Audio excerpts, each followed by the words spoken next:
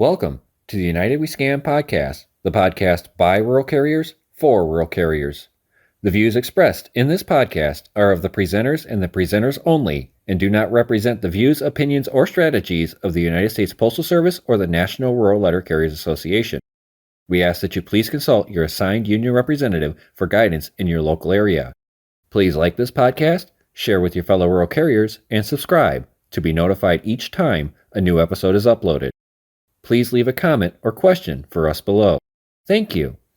Now, here are the hosts of the United We Scan podcast. Welcome back, everybody. Episode 79. Today we're going to do some recapping of our state conventions.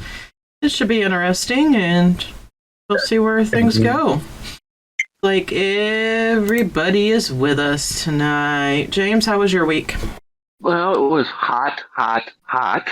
I'm glad I had my little fan in the window, my cooler down in the bottom with my hydration, and luckily Wednesday off, so that way I could cool off Monday and Tuesday's heat on Wednesday, and then back at it Thursday and Friday in the heat. And of course, thunderstorms everywhere but here.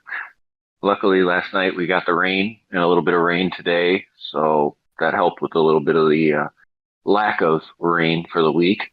But other than that, it was a pretty good week at the office. Of course, heavy mail on Monday and Thursday because of the holiday.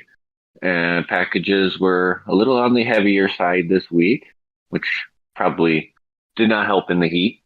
But then weekend came and it's been nice to relax for a little bit, get some things taken care of that I need to do, and look forward to this coming week. How about you, Toasty? Well, thankfully we were off on Wednesday and Thursday because that's when the tropical storm started dropping a lot of rain in our area. So I didn't have to deliver in the rain, but I did have to deliver in the heat and humidity after the rain. Other than that, it's been getting kind of light in our area since the elections are over. Not a lot of stuff going out right now, especially campaign-wise. There's no... And our Red Plums got downgraded to every other week. So it's been pretty easy, smooth sailing. I actually got it done before 2 one day, amazingly. Just dealing with the heat, added an extra fan to the mattress, in which somebody on either Sunday or Saturday or Sunday or Monday, either they broke it or I don't know what they did with it, because the radio no longer works. And that also takes out the backup camera. So I can't see behind me if I need to back up, which thankfully I don't have to back up that often. It's only K-turns. How about you, Bill? How was your week? Oh, God. It was exciting. I went to my state convention and watched friends. Yep. You're going in and out, Bill. I got some straight from the gut gossip. Bill, you're going in and out. I don't know what to tell you. I'm not even moving, so... We'll make do with it. I have no idea. We'll make do with it. I haven't changed any of my else. Monday to Wednesday at the state convention, and I'm still up. The postal nurse said I can't have light duty because of the fact that it was a non-work vacation. No, with them. You hear that? Yep, we heard that loud and clear. we heard the hell with that. I'm going to the bar. That was clear too. So, the important stuff. Yeah. Yeah, my week was all What right. can I say? Yeah, I Monday was heavy. Tuesday I was clocked out at 5 after 1. Go from 200 packages Monday to 55 on Tuesday, which was nice given the heat. And then Wednesday off, of course. And then Thursday was heavy. And yeah, it sucked. And then I had a box holder waiting for me for Friday.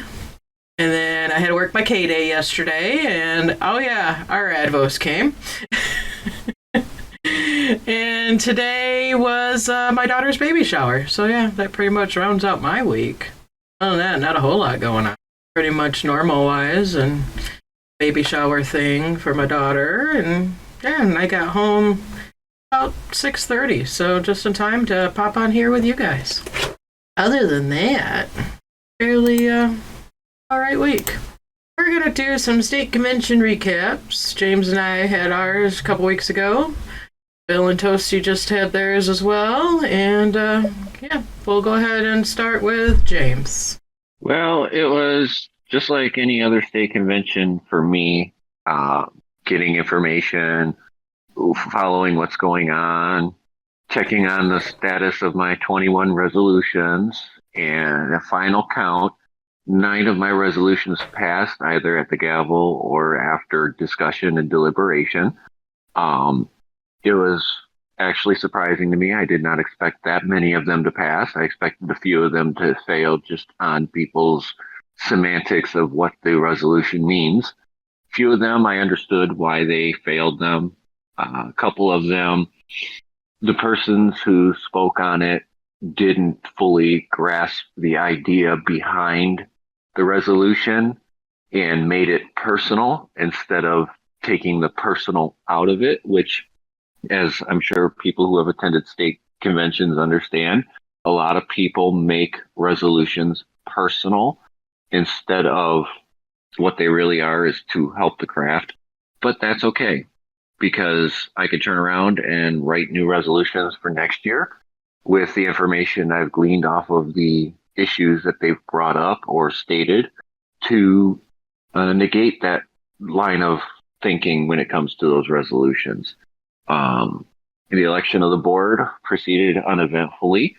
Had a few challengers to positions, some of them previous board members, and we had one fresh new person elected to our state board as an executive committeeman.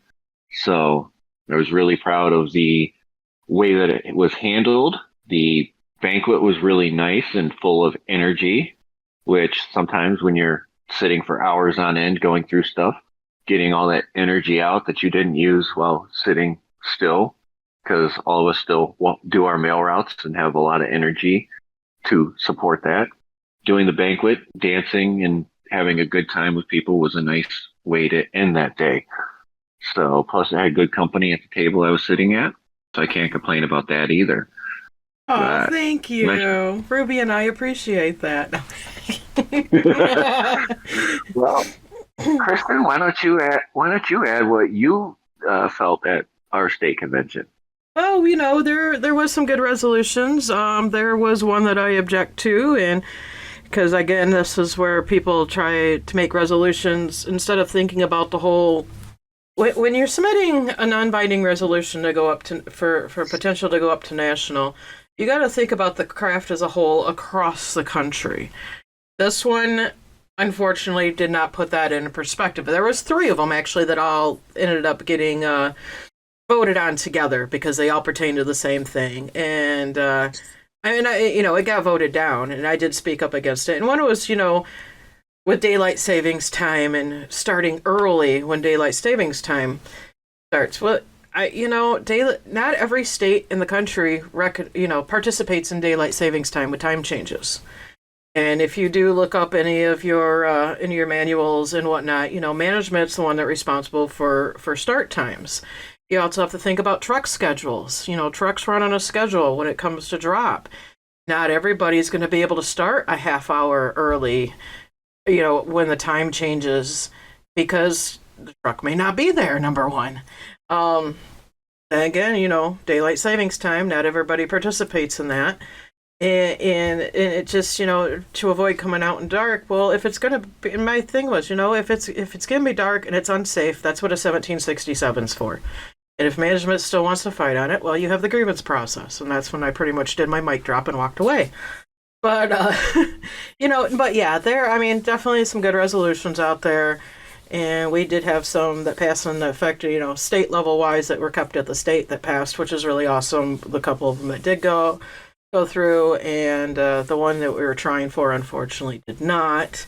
But, that wasn't bad. I am really happy for our member that got elected to the state board. This person has been trying for several years, and it finally is that person's time. And I am really excited and happy for them to be up there fighting for the craft. They are one of the true fighters for the craft that we have. That's her soul, and I really appreciate it, and really thrilled for them.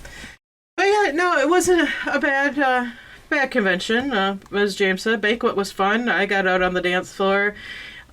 We had our memorial on Sunday, and one of the carriers that we had lost this past year happened to be a coworker and a dear friend of mine, and she actually was a member of our Facebook group, and was active when she could be. And unfortunately, cancer's a bitch. We all hate it, and so I did get up and speak at the memorial. I didn't think I was going to be able to at first, but I swallowed it back, and I talked about some memories of a very, very great person, and she definitely a fighter, and probably one of my biggest cheerleaders from me going regular, literally just days on her days before she passed away. Our dear friend that just got elected to the board is also a close friend of hers, and they told her that I made regular, and she gave a thumbs up and a yay, and just a couple days later when she passed, and it was nice to be able to pay respects and homage to her. I definitely missed. She was a force to reckon with, and it was my daughter Ruby joined me. She wasn't sitting much in the convention the first day. She kind of chilled back, relaxed a little bit as she tends to, but she did join us the second day after lunch and watched how resolutions are debated and how elections are done. This kid, be on the lookout. If she actually officially joins us after she turns 18 this fall, she will definitely be coming and trying to be a delegate for everything. So banquet was fun. We even got James up on the photo booth with us with our Mardi Gras masks and signs, and I'll have to take some pictures of those and post them up. But yeah, no, it was a good time. We had quite a few first-timers. It was happy to see them. One of them, again, was a coworker of mine. And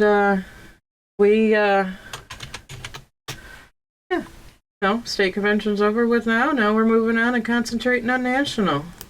So, was there anything else I should add onto there, James, that you can think of? Usually a lot of times when you have, people debating the resolutions when it comes to speak on them, it can get heated. We've all seen it. And it really didn't get too heated this year. I was really pleasantly surprised. Resolutions actually went through pretty quickly compared to what we've done in the past. So, the only part I would add is that after convention, on my way home, I did stop and get myself a donut from Cops and Donuts. I can't pass up the Cops and Donuts, man.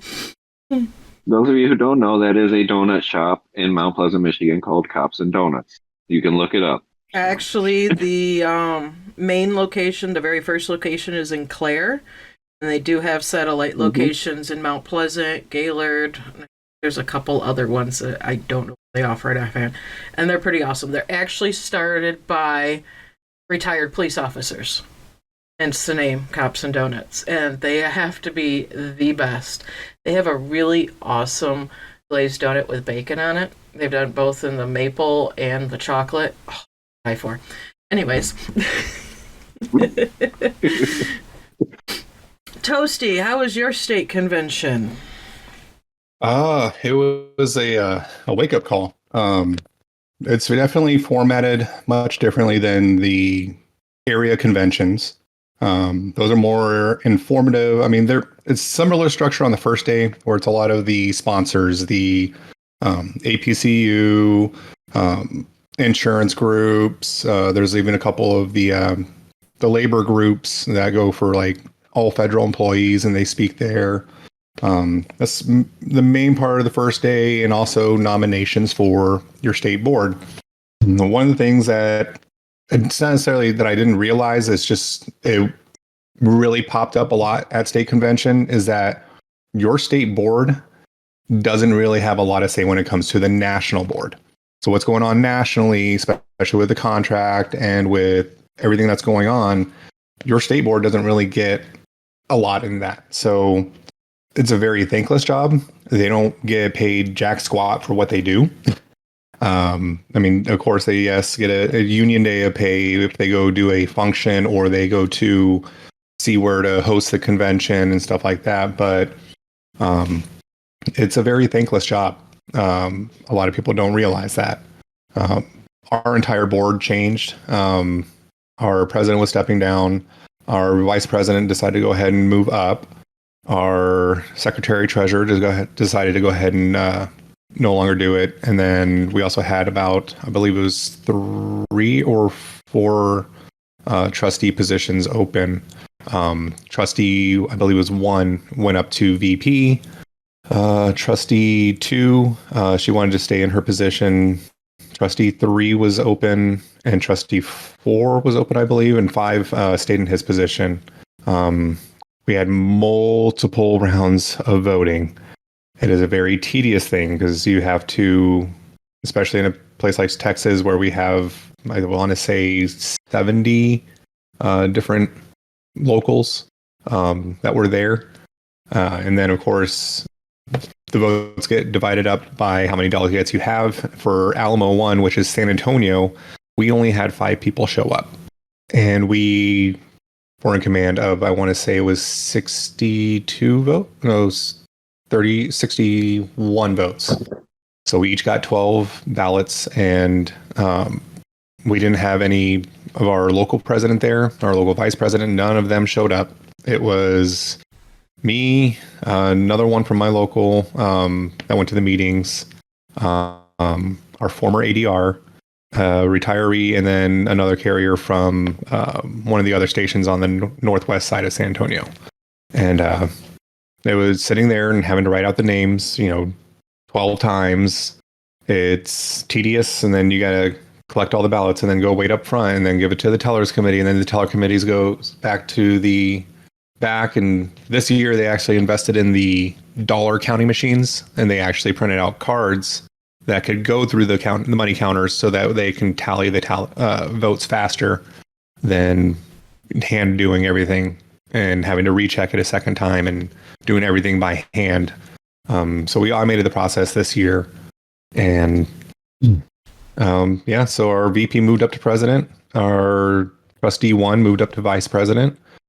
We had a completely new person in secretary treasurer, but she also owns a side business, printing out stuff. If you were, sure James and Bill remember at SWAC, one of the people that could do the custom prints. And she does that as a side gig along with her husband. And she was able to get in for secretary treasurer. And my former ADR ran for, I believe it was place 4, and he got the position. And it's been a deal. Unfortunately, the local that was supposed to host, their president walked out about a month before hosting. So it was in San Marcos, and the Guadalupe County president stepped down and basically quit the post office. He was kind of tired of everything and left. So everyone was kind of scrounging up, but they were given a lot of guidance by the now former president and vice president and the entire state board to make it a successful convention. A lot of people came up after my speech because we were allowed to do speeches as national candidates for the first time in Texas history in a while. And of course, there was Rita Clark, which is Texas 1. She was up there. Laura, I believe, is Burnside, right? She was also campaigning at Michigan and decided to campaign since Louisiana is right next to Texas, and she's a ADR from Louisiana. And of course, I spoke, and I had several people come up after my speech saying, "Thank you. I've never felt so seen. I've never felt so heard. You are absolutely right. You've got my vote." So it was refreshing. It's refreshing to know that other people are in the same situation, that they feel like the union just doesn't see them anymore. And my state board even gave me hugs and, congratulated me and said, "Thank you, Toasty." and actually called me by Toasty for coming and for showing up and for running. So that's about it. I mean, we can get into resolutions later if you want, but that was a very hot topic, and especially when it came to the Texas versus national resolutions. So, Bill, how was yours? Oh, mine was kind of a circus. Back at our current resigned 6 months ago, so that's able to get the DR position of the retiring DR because they're buds, and that just smacks of what union is that somebody knows 6 months ahead of time they're getting the DR position. You know, it's like being baptized without being there already. The vice president took over the duties of president, and the program and alignment guests and topics was out of whack for the better part of the first 2 days, which is the brunt of the business. So that was a little bit of a sideshow. The resolutions went smoothly enough. Active in interchanges with people with difference of opinions on verbiage and else, but all was very, I'll say, diplomatic and reserved, and it went swimmingly. Basically, also ran with the new president, new vice president, secretary treasurer staying in place, and 3 of the 4 committee people were replaced by 3 people, which is encouraging. So that's nice to see that more people are stepping up at the state level. Now, international, the part of my convention was when I approached an individual who used to be on the national board and asked that individual to nominate me at the national convention. And said, I can't do that. Ronnie Stutz already asked me. Yes, ladies and gentlemen, you heard that right. Ronnie Stutz. Now, later that evening, while enjoying a cocktail or two, another individual approached me and told me that in her clique wanted her to approach me and let me know that Ronnie Stutz is still an active rural carrier on sick leave. Therefore, he's entitled to run for president again. This is the rumor, aka rumor, air quotes, that Jeanette Dwyer may also run for president. This just is max of what's wrong with this union, that these people can't let go. If you haven't accomplished anything that you've attempted to do in the last 10 to 15 years, what makes you think that you're entitled to have another chance to screw the craft over? The belligerence of these people is comical. Yeah, you could have pushed me over with a feather when I was told that Ronnie was running again.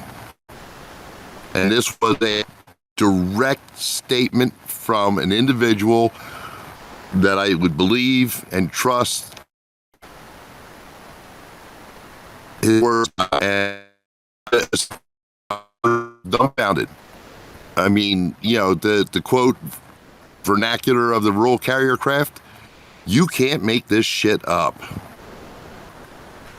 And everybody who's listening or tuning in, this is why we need to change the national board. These people are so entitled. They are so belligerent. And if they don't have enough money, it can't. It's got to be money. It's got to be set. I have no idea what it is. But if you haven't been able to improve the lives of the craft over the past 10 to 15 years, you do not deserve their chance. Other than that, I enjoyed my state convention. The food was good. We don't do any themes like Mardi Gras. The was good. But I as with the drawings, the drafts, the pack, and everything else. But the horse shit's got to end. It's got to end, and it's got to end this year. I think we lost Bill. Oh, did we lose Bill? I'm still here. Okay, we lost you. Got for a me? second. It got quiet. We got you again. Well, yeah, I was done. I was Okay. done. I just So, took my points so what Bill was saying, he was breaking up there a little bit. about it. He was breaking up there a little bit. Bill approached a former national former national board member to see if he would nominate Bill this year at national, and he was told that he'd already been approached to nominate Ronnie Stutz. Yes, that's national convention might be pretty interesting this year. Let me just throw in a quote from Mr. Ronnie Stutz last year at National Convention. He said, and I quote, this is coming from the convention proceedings.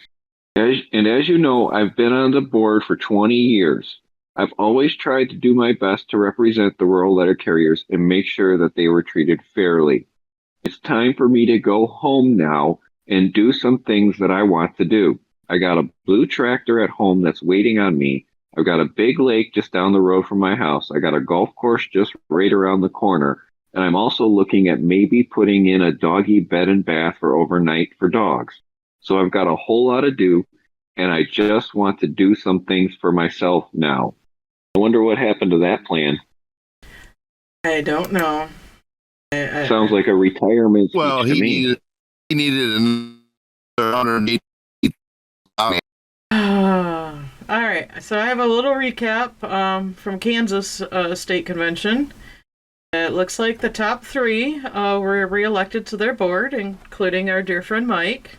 Congratulations. I did spend some time with some of the Kansas State board members at Mid-States after hours. Great group of people, let me tell you. They did have one spot on the board open, a junior member, and an RCA was elected to that position. Congrats to that RCA. Thank you for stepping up. I wish you the best in that position. Definitely. Yeah. So, here's a question. Why is there a rumor Jeanette is running too? That's what we've heard from the rumor mill. We take it with a grain of salt, of course. Yes, definitely take it with a grain of salt. Rumors, they happen. I mean, we hear stuff all the time. We don't necessarily put anything out there when we hear rumors, but yeah, like I said, you won't know exactly who's running for what until the nominations occur at National Convention.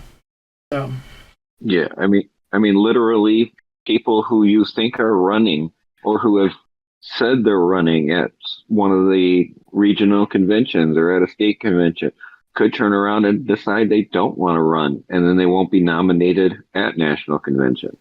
things could change. People could change their minds. Something could happen, and they not be able to make it. You know, it's you never know. That's why I said it was a rumor. Yeah. You know, Complete rumor. So, and I do have one from one of our listeners who posted this in our server. State convention first timer observations. I did learn how things work. Observed the state board meeting and learned that the older, in parentheses, the ones that have been there a while, in parentheses, people on the board just kind of comply and don't ask questions or comment on much, really. They don't want change. Our current national president was there and at one point rude. I don't remember what that was about. He didn't seem to want to be there for sure. As for his speech, we were told at the very beginning there would be no Q&A. Everyone was upset by this. He told us he supported DeJoy and kept showing us numbers about how we were under evaluation. We also felt he was dragging things out and repeating himself to avoid the Q&A to the point where he was told his time was up. When our state president, after hearing complaints about the Q&A, talked to Maston about doing a Q&A, he told her that he would be available for one-on-one Q&A, but didn't want gripes and would still not allow a Q&A in front of the assembly. At banquet, he was watching a ball game on his phone. Time for voting, and he kept approaching the table, advising them on something. We need a change. Oh, we did vote in new people for our state president and vice president.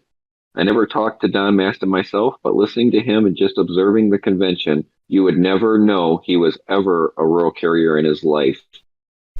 We need change.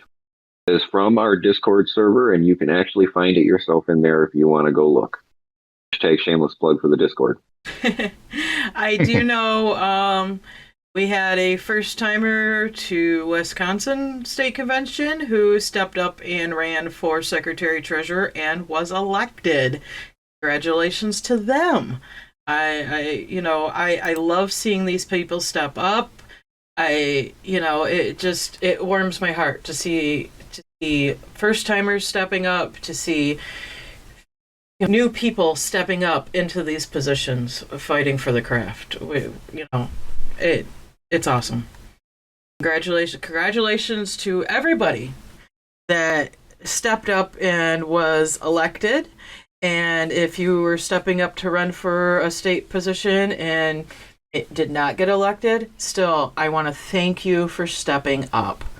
That's what we need, is more people to step up into these positions. And it's definitely, that's the future of the craft, is having more newer people stepping up and wanting to fight. That's what's going to keep this craft going in the right direction.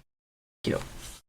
Speaking of stepping up, from our live stage chat, which you can get to on our Discord server, I'm going to keep shamelessly plugging this. My state convention went well, great from what I could tell. I was a first timer thanks to this podcast. Ran for delegate, but we won't find out until the 29th of June. I'm eager. The person said, received the award for longest resolution at state convention as a first timer. Props to James. And when questioned, it was 4 pages long. My and it was in Pennsylvania. My resolutions were cut down. Yes, they called. 2 were pulled with permission, similar to 2 that passed last year. 2 failed, need better language. 1 passed on gavel. I'm going to read, because I think that came from the email that I got for the person that attended Pennsylvania State Convention. Or was it? It was a DM. Let me go grab that. I'm going to read a little bit of this, because this definitely was good to hear. There it is. Knows who they are.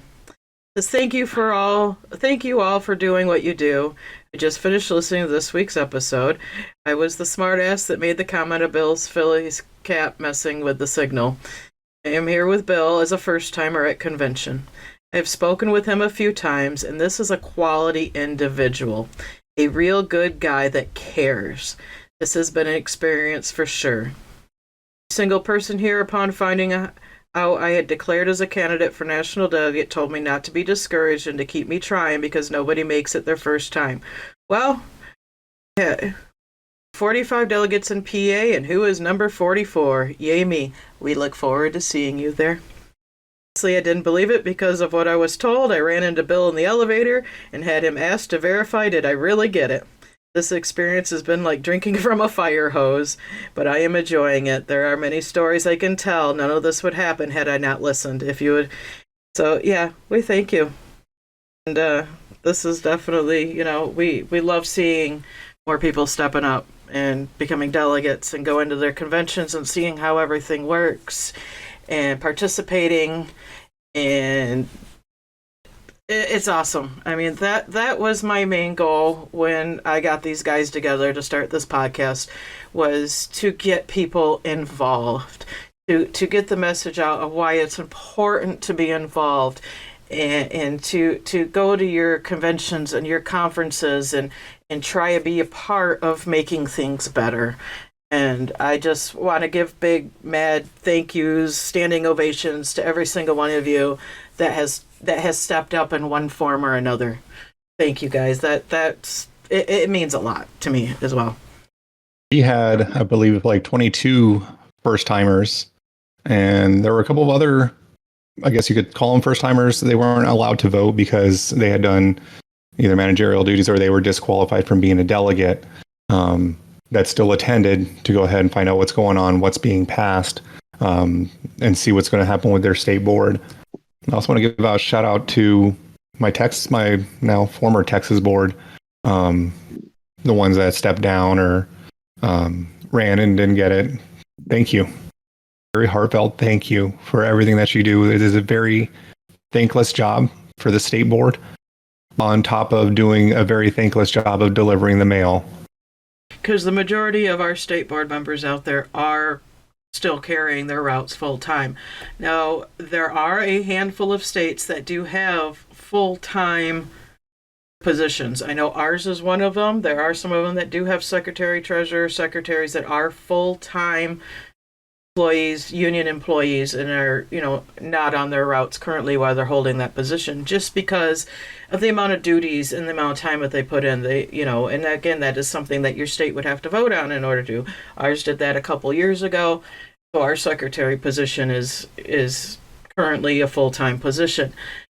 I mean, like I said, there's a handful of those, and like I said, I give mad props to our state secretary. That person she is just go, go, go, go, go, go, go. And she has her hands full with a lot of stuff, but she's awesome. And yeah, I mean, kudos to all you guys that step up.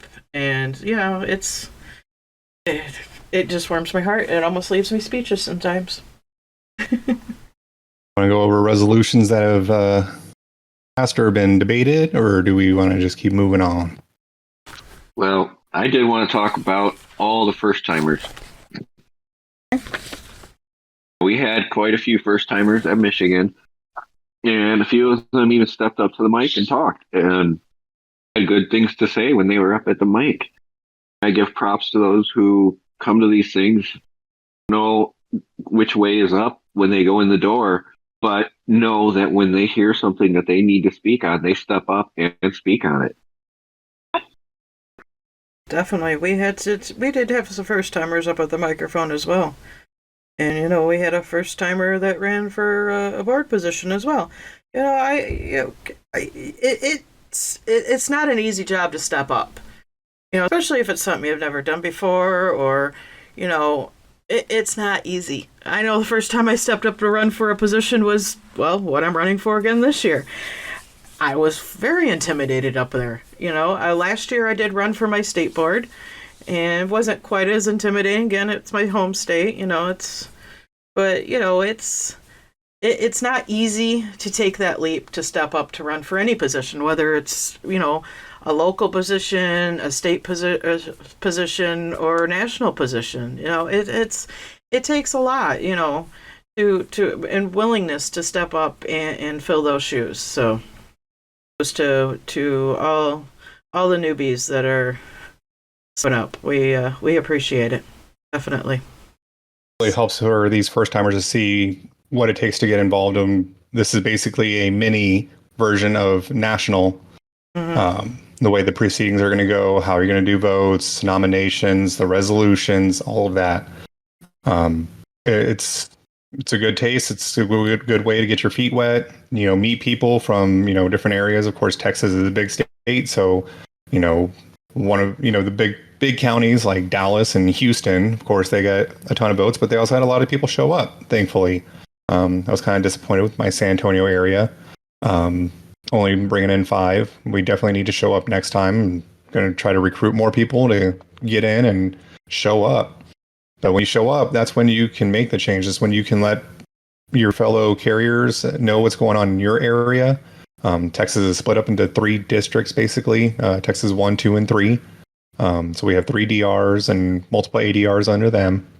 And you also have to realize that, some of the smaller areas, of course, they're only going to get a couple of votes, but those votes really count. They can be the deciding difference. One of the votes for trustee was literally decided by 10 votes. And there was, I think, 400, I believe, votes to be cast. It's that small difference that can make, a world of change between, electing in somebody who's been doing the route for 20 years or someone who's a new timer. So, getting in there, your voice heard, talking to the retirees. We have a very prominent retiree, and she was speaking on one of the resolutions to bring back the, I believe it was called the Providence Guild for the life insurance. And she was speaking on behalf of the Providence Guild because that's who she used when her husband passed recently.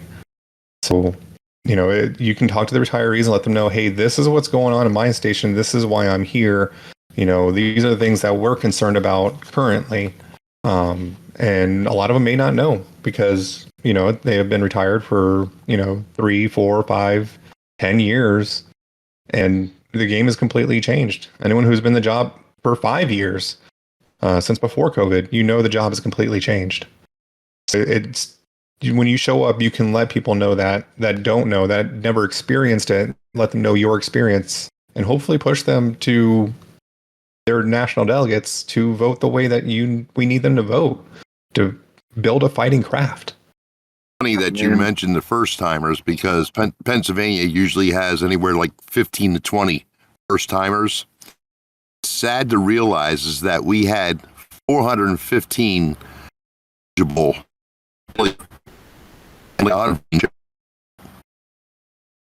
craft apart because of the people have no faith in the system. They don't even bother to show up.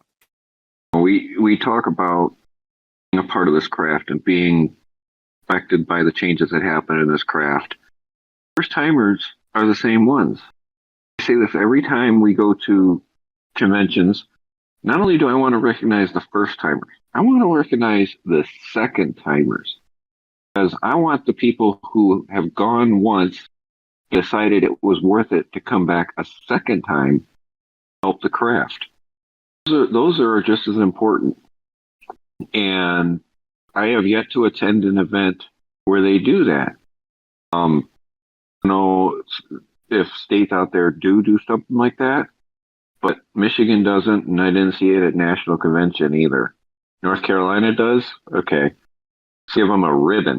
That would be cool to do. So being involved doesn't mean just a one and done thing either. So those first timers definitely need to come back next year and continue to fight for this craft, just like we are. Recognize their second timers this year too for the first time. I think we could put that in as a constitutional resolution for next year. Idea. I guess I'll start writing my resolutions for next year. My county angry again with too many resolutions. You know, it's state conventions are wrapping up this weekend, and I think the last few are this weekend. I don't know if there's any more coming up or not. I think it's a wrap up for them. So we're going to be kicking it in gear until August. The National Convention coming up. Interesting. No, I'm looking forward to it. I am too. Really looking forward to it. We know you are. There is something to be said when those that have gone through the process and retired from the process turn around and decide they need to come back and fight in the process because the current people are scared of the ones going against them. Oh, we mentioned in the past that we figured there were circling the wagons up there. This confirms it. I appreciate the fact that somebody compared me to a pit bull, and I'm going to turn that to my advantage at National Convention. To unleash the hounds. That's all I'll say about that. And I won't be walking with you to keep you in line, so No. I'll be on my own. I've got a couple muzzle holders for me. Okay. Just shared that there are 7 or 8 left. 8 conventions left. 8 conventions. Okay, so yeah, they're starting to wrap up. So in the whatchamacallit, the chat, there's 51 new timers of Florida. That's and wow. Mm-hmm. Trying to remember how many we had. I think it was 20-ish something. Let me go look real quick. One thing they did here in Texas is that they had us go up there, say our name, what station we're from, and how many years we've been with the post office. And there were several that were, a couple that were 2, 3, a lot that were between 8 and 10. and another handful that were between 12, 15 and over. Well, 20 doesn't matter how many years. timers. Pennsylvania had 20. Seeing first timers. I mean, that just. You remember the first timer photo for National last year? They had to move it outside because there was so many first timers at National last year. Literally, I think they had to use a drone to take the picture. They had to take the drone and fly it out over the river in order to get everybody in the photo. Carolina had 27 first timers. Ohio had 1, 2, 3. Ohio had right around about 16, if I'm counting right. I'm just counting. Washington State had 13. Michigan had around 20-ish, right offhand. That seemed to be about average for us, though, too. We only had a couple leave replacements this year. Going to see more, but... To National Convention, those of you that attended your state convention, just a reminder, state convention is 10% the national convention. What you saw was 10% of the activity that goes on at a national convention. It's muted compared to a national convention. You have a lot more people stepping up to the mic to talk on resolutions. You have a lot more resolutions to go through. The elections, especially this year, are going to be one of the most contested elections in a long time. Mm-hmm. And you're going to have people that coming out of the woodwork to circle the wagons. Not only that, you're going to have people in the caucuses that are going to be plants for the sides that are running. They're going to be in there asking the tough questions to try and trip up the people that are running for office. And then go back, and after the caucus is over, they're all going to get together and compare notes on what you said to the same question that was asked in every single room. It's a chess game a lot of times, and right now, we're playing chess, and they're playing checkers. 17 first timers for Michigan. Idaho had 4, and Nebraska had 2. So, good job for all those first timers. We appreciate you, definitely. Mm-hmm.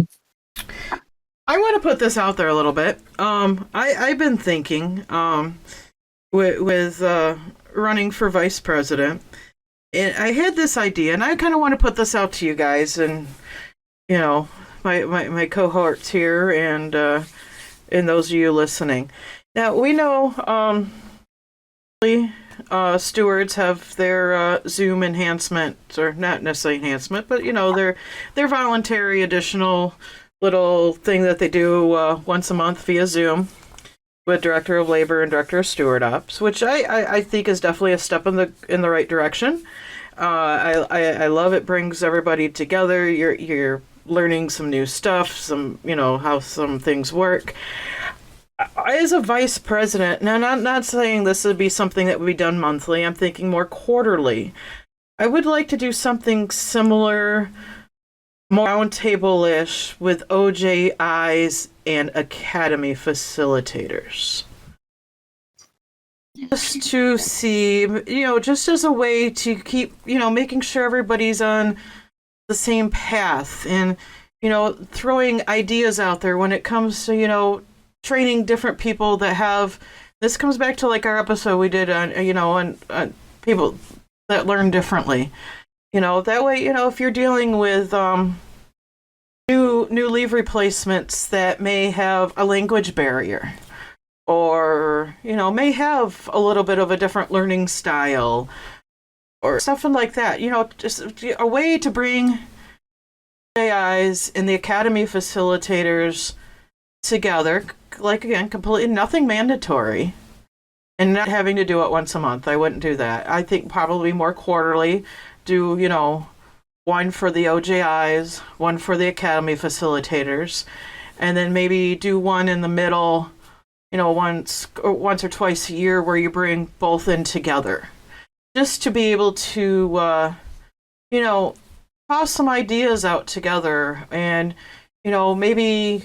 And that way, if there is something changes or new, or something else comes down the pipeline, or something like that, to keep everybody on the same page and try to keep the training similar to how we're training and what we're training new leave replacements across the country. Good idea. Well, that's a great idea, but not only that, it'll also give you an opportunity to fill in the holes where people don't have the proper equipment or manuals too. Exactly. Do the training. Exactly. Yeah. That And that would have to fall in the first month that you're there, find out where the shortcomings are. definitely. And this would also, these offices that don't have OJIs. I mean, I am getting some horror stories right now on training with leave replacements getting no on the job training. It's like, well, you're taking a row off of this route. That's not even their primary route they're assigned to. And then a week later, they're thrown on something else. Well, hello, contractually right now is they remain on their primary assigned route for the first 2 full pay periods after OJT. And they have OJIs. And the way I was always told and explained to it, the OJI trains the leave replacement. And I'm saying leave replacement because we get PTFs hired in off the street as well. So this goes across for all leave replacements. That the OJI is training that leave replacement on the OJI's assigned route, even though that leave replacement is assigned to a different route, and then they're just thrown on that route. There you go. Well, I trained you on my route now. I was always told, and I've always been instructed, and I've always done it, where I train that leave replacement on their assigned route. And what we do is we split the route with the regular carrier on those days that we're training. So the regular carriers coming in, they're just coming in a little bit later in the day and taking out their portion. I want to see some sort of that is similar across the board, And then, of course, like I said, the other ideas of, when you have, everybody learns differently. Everybody excels at different rates. Everybody learns at different speeds. And then we have, such a diverse group of people in this great country that, there may be a language barrier at first. They may be newer to the country, or they, to try and find a way to bring everybody together to find ways to get through this in the most positive way to better that leave replacement, because that leave replacement one day is going to be a regular carrier, hopefully. That's the goal. And then here is my issue with the steward system as it stands. These leave replacements are coming in and they're being forced around like this. There's nobody to defend them because our current standards for the steward system are the carrier has to grieve. Well, guess what? Those carriers are within their 90 days and they're told, well, there's not much the steward system could do for you in your 90 days because management will just retaliate by firing you and there's nothing the union can do for you after you're fired. Well, I'm sorry. Somebody needs to step up and protect the people that are coming into this job because they're walking right out the door after being thrown around and told things and forced to do things that nobody should be forced to do that are contractual violations, but nobody will step up, and take care of these carriers so that they can become career carriers and retire from this career. They'll do that because within their 90 days, they're going to find out that management's a bunch of crap. They're full of garbage, and they're telling them things that they shouldn't be doing, but they are. And carriers don't have any protection from our union stewards because they were told by leadership they cannot grieve for violations for other carriers. Thing is and I totally get that because a new RCA or a new leave replacement, still, like I said, PTFs off the street, are, and they're afraid because when you're in your probationary period, they're even if they're one that wants to be educated and they're willing to learn, the ins and outs, and they're getting involved in meetings and whatnot because they enjoy the aspect of the job.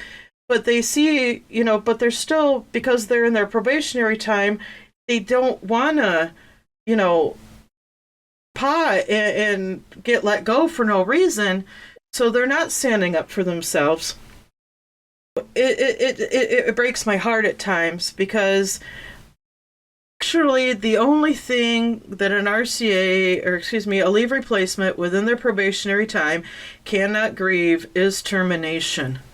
They can grieve anything else. Termination within probation, unfortunately, is not grievable. Or they say it's not grievable, but yeah. I hate seeing RCAs ran over. Grievable because the NSS will not stand behind it. That's why. Conundrum for you, Kristen. Okay. Go ahead. Here is training a new RCA. Doesn't speak English and has their spouse on the phone. I know what you're talking about. Yes. What do you know that? There, I was bringing up the language barrier because I did see that. Especially if it's a language that you don't know. I mean, Spanish is one of the most common, languages that we see out there, but there are many others that may pop up from time to time with employees. The spouse on the phone, I would say no. Be done. That's a huge distraction to the carrier, number one, that's trying to train. I would say Google Translate or a translation app, if at all possible. There are other translation devices out there. Maybe finding another carrier that might be fluent in that language that could help. See, that's where I think the idea of putting more minds together would help in situations like that and finding out the right game plan when it comes to training a new leave replacement that may have a language barrier. Agree. Yeah, PO can get a translator, but I don't agree with having the spouse on the phone to translate. I don't think, I get where they were coming from, but I don't think that's the best solution by any means. Let me pose a second question. Compensated for the additional time waiting for the translation, and how accurate will the translation be when we know there are problems with the language barrier, translating certain phrases or words? As a trainer, you don't get compensated anything extra other than your route's evaluation that you're paid for that day when you're training on another route. I think there should be additional compensation for trainers when they are in the training. I do believe there should be some sort of additional compensation. However, that obviously isn't possible at this point in time. I think that's just, again, Bill, I think that's where you bring the minds of everybody together to find a way to come up with a feasible solution for it. I really do. It's a difficult one. Well, it really is. Devil's advocate again. Go right ahead. If you cannot speak the language, it is theoretically plausible that you can't read the language. Do I want that person on my route utilizing Rex and screwing up my evaluation? Yeah, I get that. And you paid a living wage, you might be able to handle or hire more qualified candidates. I'm going to put myself out there for this one just a little bit. I took 2 years of German in school. I spent 3 weeks in Germany. I sprechen Sie Deutsch very little. I can read it better than I can speak it. Look at it and read it and be able to know what it says better than I can coming up with the words why I'm speaking. There are instances where, somebody can read better than they can speak it. But that is not in every case. like I said, this falls in a case by case situation to try and come up with a feasible way. Like I said, I'm willing to give everybody a chance. That carrier that may have that language, that new employee that may have that little bit of a speaking language barrier might, have the potential to be a great carrier. But it's coming up with a way to get through the roadblocks to do it. Whether it's even finding and that you could give them to take home, Babbel comes to mind about learning a second language, something of that to help get them to where they need to be able to do the job that they want to do and to be proficient at the job. And we all know this job definitely takes reading. And so, it is a catch-22 in ways, though. I definitely can be difficult. I mean, I don't come from an area that has different languages in it. It's primarily, but I know there are areas that have a lot of more immigrants in their areas than others. And so bringing these people together, I think, to help others overcome it if they do do come across it. One way to try and get something in the process to help get through those roadblocks. Remember, I'm just playing devil's advocate because I want to see where you're going to go with this. Because as I know, and everybody listening, you can have born and bred, American raised, English speaking, reading, writing, subs and regulars who constantly misdeliver mail because they have the same address on a different street. So I'm just pointing out the fact that you're going to have to put in a lot more effort, time. There's no extra compensation for getting this carrier to find out if he is qualified or he or she is qualified for employment. Mm-hmm. Well, and we have carriers out there that may have different different levels of dyslexia as well. And I have dealt with that personally with training with different levels. Some are able to, work through it, and it may take them just that extra time to, others can't. And unfortunately, they don't work out because it becomes an issue, whereas others can. And as much as you try to work with one that has more difficult, sometimes it isn't going to be, it's not the best for them. And for others, they turn out to be pretty darn good carriers. It just depends on the person as well. And and a lot of people in that position, and some people I don't realize that you have to take the time with that person to understand how they learn and what's going to be the best way for them. And as we all know, we all have our own ways of delivering. We all have our own systems. We all have our own setups. And it's working with them to find what works best for them. And, and I always encourage them to tweak it as they go, to figure out, okay, what's going to work best for you? You see an idea that's, somebody else is doing, feel free to steal that idea if you think it's going to work for you. And if you try it and it doesn't work, well, you know what? You don't have to do it that way again. And Now, the reason I'm being so adamant about this is that we have a gentleman of Hispanic origin in our office. And in the first mini mail survey, he dropped 6 hours and was going nuts. He was going bananas that he was losing so much money. Mm-hmm. I hired him in the Rex program, item line by line, word by word, every scan. And to this day, he still comes to me.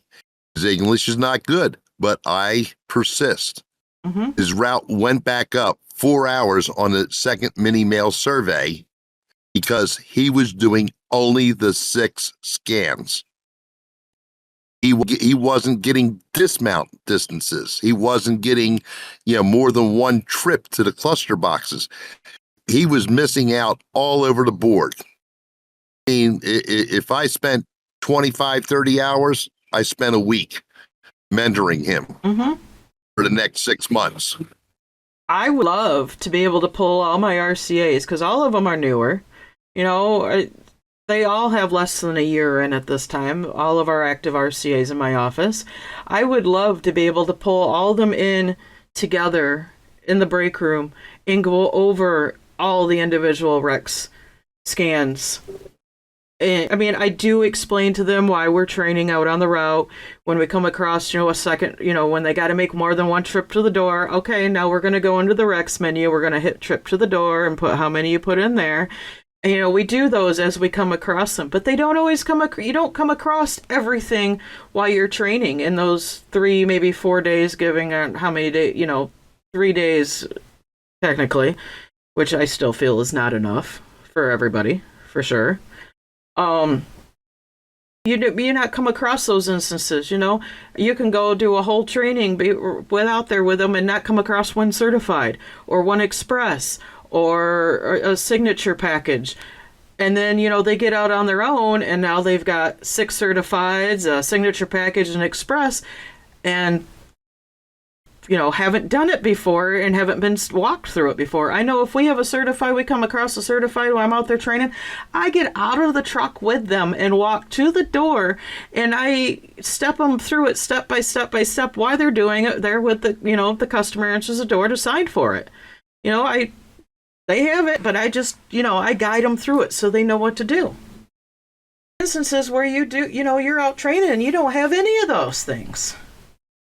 So at that point, now they're kind of stuck on what to do.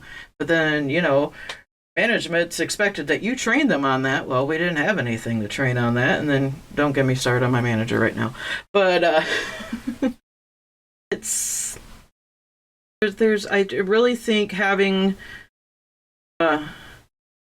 there's via Zoom with their OJIs and academy facilitators periodically throughout the year would definitely help with getting training to be across the board.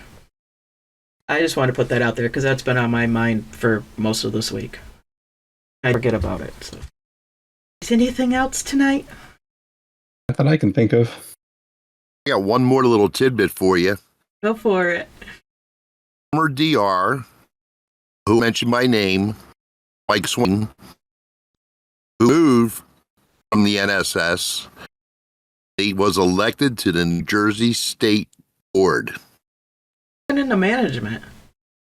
Oh, management at the post office probably decided that since he was such a pushover, they didn't want to hire him since he settled so many grievances for language. Oh, okay. Mill, the tits that we can fill in once in a while. Well, he fell from the apple tree and then climbed his way back up the pear tree. It's amazing how you just keep recycling the same old perspectives. Say, Bill, you can't make this stuff up. Anything else for us this evening? There's good state conventions all around. Lots of good information.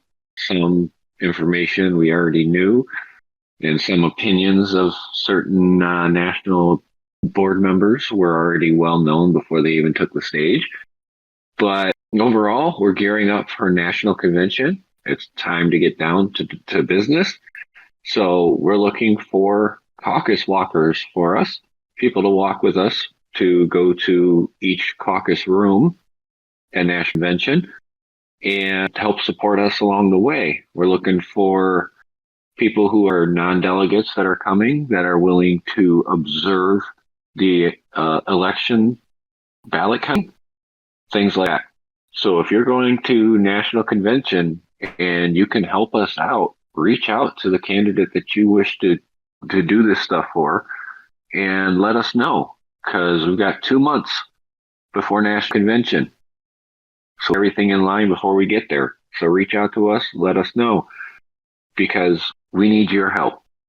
And this is all about the craft. If there's anybody out there that is attending that wishes to nominate any one of us, please let us know. Please be reminded that if you are nominating us, you are standing up in front. You do have to be present at National Convention. And you are standing up in front of the entire convention floor, up at the main podium, to do the nomination. I was As getting well. there. And I will I just. was getting there. But I do want to kind of iterate.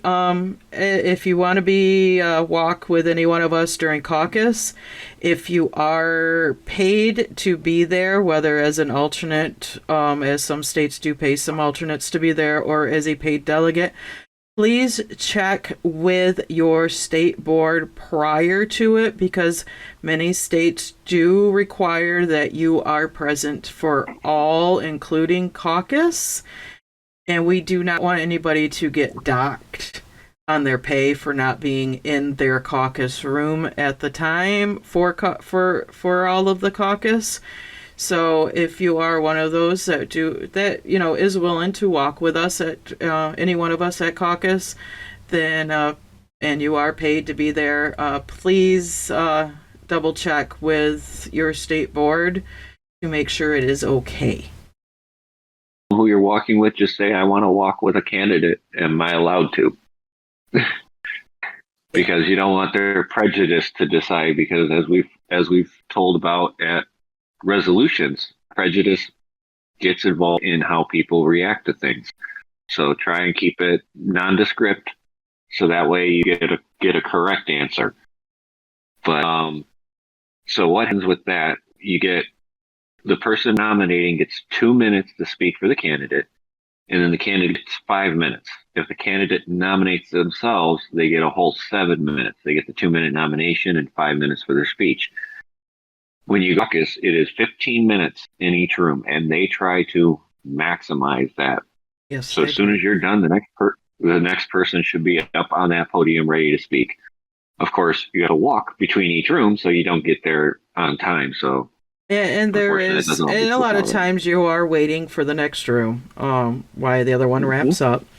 But caucus is a long night, regardless if you are sitting with your delegation and listening to all of the candidates come through and do their thing. It's a long night. It's a long night for candidates. Well, with the exception of Toasty this time around, we've all been there. And it gets to be. And this be a long, long, long one with all the candidates that are running. Yes, it will be. It definitely will be. They do set up a schedule prior to caucus that lists, where each one candidates and what times and everything else. So you get out of one, you do get, a break here and there in between. Just depends on how they schedule them. Sometimes you'll get a 15-minute break in between. Not all the time. Sometimes you are running from one end of facility to another, almost literally running, fast-paced walking, whatever you got to do. And other times you can take your time to get over there, just depending on your timeline. So, but it is a long night, and it is, and definitely if you're walking, make sure you take a pair of decent walking shoes with you. I ended up walking in flip-flops because I had blisters on my feet from wearing the wrong shoes earlier in the week, and I just said, I'm going to be comfortable for caucus, and I wore flip-flops. I am not wearing flip-flops this year. That out. I will not be doing that, but yeah, definitely something you are comfortable walking and standing in. Yeah, And we're not familiar with Reno and its layout. We don't know how spread out the caucus rooms are going to be either. Correct. I know last year we had to go back and forth between the DeVos Center and the hotel for the caucus rooms. So and downstairs and yeah. Orlando was we had some distance between some at times too. So yeah, if anybody that are supporters and wish to join us on the night of caucus, please reach out to us in some form or another, and we'll get back to you. If you want to help Bill, get a hold of Kristen or myself, and we'll get you talking with Bill about that, since he's not really active on social media or text message. Want me? Call me. We will pass on the phone number. Yes. And same goes for Toasty as well. If we'll definitely we will pass on to him as well. So So, any final words tonight, Toasty? Well, I'm mine Oh, first. After you sorry, I interrupted. cut you off. Go ahead, James. And then we got into discussion about caucus. But it is a thing, and we're gearing up for it. As you can tell, we're excited for it, and we're excited for you guys to join us. We're excited for the whole process. We're excited to make the difference for the craft. For so long, the people top have isolated themselves. You can even see in the way they talk. They talk about how carriers are affected by this, how you are affected by this. We talk about how we are affected by this, how we are going to solve this, and how we can make the difference. Because at the end of the day, we're all in this together. Another good point about caucus is to it's tough now because many of the hotels and resorts are not allowing outside food delivery. And before, some places you could order a bunch of pizzas and you all could eat or whatever beforehand or during. So double check with, your state region and if they're doing anything for snacks and meals, or just please make sure that you eat before caucus. It, like I said, it goes on late. And a lot of the candidates hand out candy and snacks and stuff too as they come in, as I'm sure some of us will as well. But definitely check with that with eat, or make sure you have a plan for a meal prior to caucus if necessary. Because, like I said, it will be a long, tedious night for everybody. 1,200 thongs.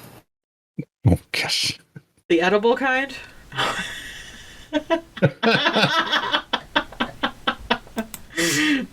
Okay. They taste like Twizzlers. Nope. Fruit roll-ups. No comment. Fruit roll-ups. All right. Final words for this evening, Toasty.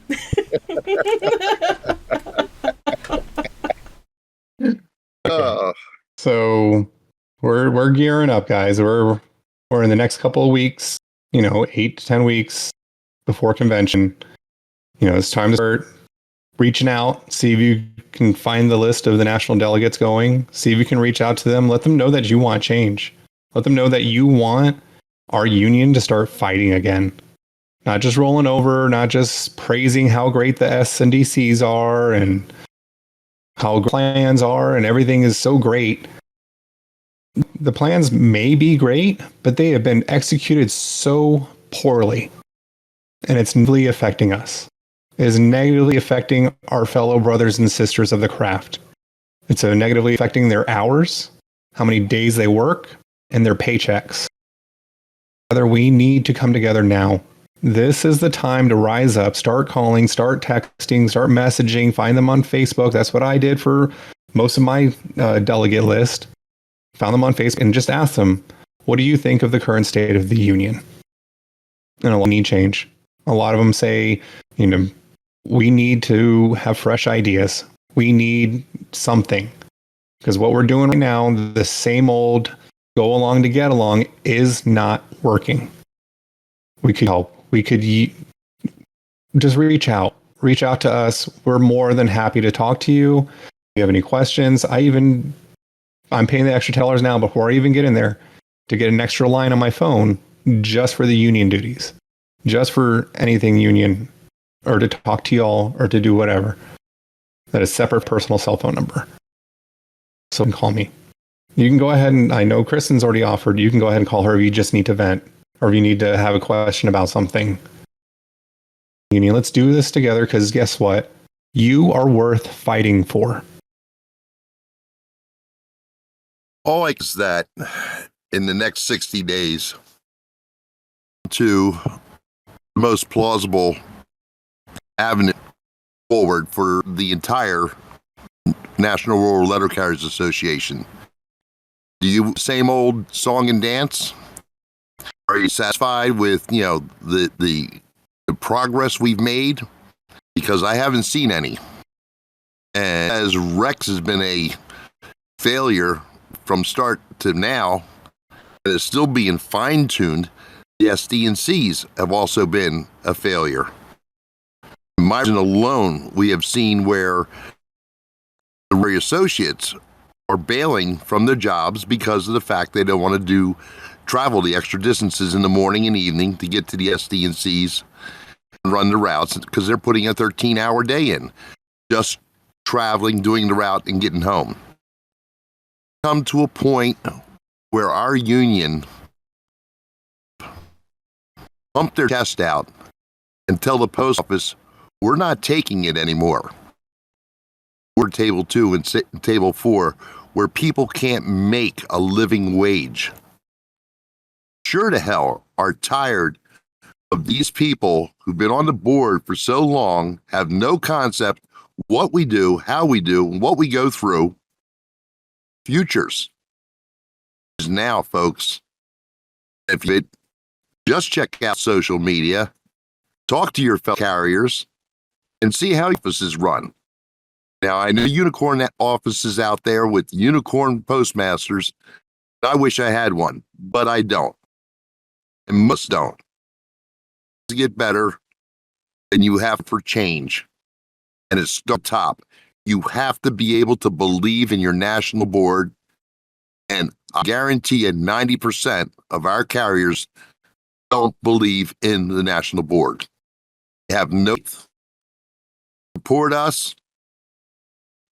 Be it caucus, nominate us, whatever you do. But we need to affect change now. Coming up, they're being now for tomorrow, and keep hydrating all the way through the week. They ask you about stationary incidents. It's right on their centers for you to be able to protect yourself against the heat stroke, heart attack. It's important delivery of the day. And that delivery is you home to your loved ones. God bless, safe. It should be done now. I already did mine. You didn't give the sign off. I'm mute. Oh, I'm here. Well, it's your closing now. All right, we'll say you did your sign off. So, all right. Yeah, we are 2 months away from me hitting the road to Reno. Yes, I'm driving. And yeah, guys, it's, that are afraid of change are the ones that are complacent. They're the ones that you really need to open and do it. It's not going to be easy. We all know that. You got 4 individuals right here that stepping up that craft because we care. We make sure. I know I, for one, being a newer regular, I want to make sure that I have a full 20 years of my career ahead of me where I wonder if I'm going to have a retirement or be able to retire. We've got new RCAs or in new regulars and in veteran regulars that still have many, many years to go, and many are fed up with what we're going through on a daily basis and want change. And you got 4 candidates right here that are stepping up to try and help to make things more progressive and make it more positive and bring joy back to our jobs again. I mean, I love my job. I do. I being in the office sucks. I will put it at that at times right now. But when I'm out, that's my happy place. Even when I'm dodging construction barrels and construction equipment because of the bike path they're putting along my main road. But, at the same time, it's, that's my happy place, whether it's 90 degrees and 100% of humidity. And yes, I have fallen into that. I got myself a little, it's not a PVC elbow, but it works. It's an irrigation tubing, basically, about 6 inches diameter. I was using a big, long zip tie, but it pain enough to take it off, so I went over to our highway contract route and got a mail strap from him, and it works wonders. And let me tell you, I have it Monday, but I had it Tuesday out on the route, and boy, did that make a difference. just with the airflow alone. It helped tremendously. So yes, the summer is definitely kicking in officially. And stay cool, do what you got to do, take the breaks when you got to take them, stay hydrated, hydrate, a day or two ahead of time, stay hydrated in general so you're not gonna succumb to it as quick. Make sure you got water or sports drinks out. Limit your carbonated drinks and caffeine if possible. Some of us still need our caffeine. But of yourselves, as Bill says, you are the most important delivery of the day. And we want to see everybody make it home at the end of the day, regardless of what the conditions are out there. And if you end up getting one of those nice little pop-up, rain showers, and if you got to hop out and dance in the rain to cool off, do what you got to do. I'm not against it. I was kind of happy when it rained a little bit yesterday out on my route. So, you do what you got to do to stay safe and get home to your loved ones, everybody. And we will definitely be back next week.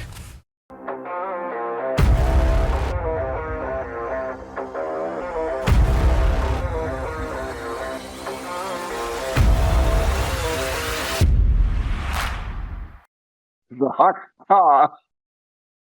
The hot sauce.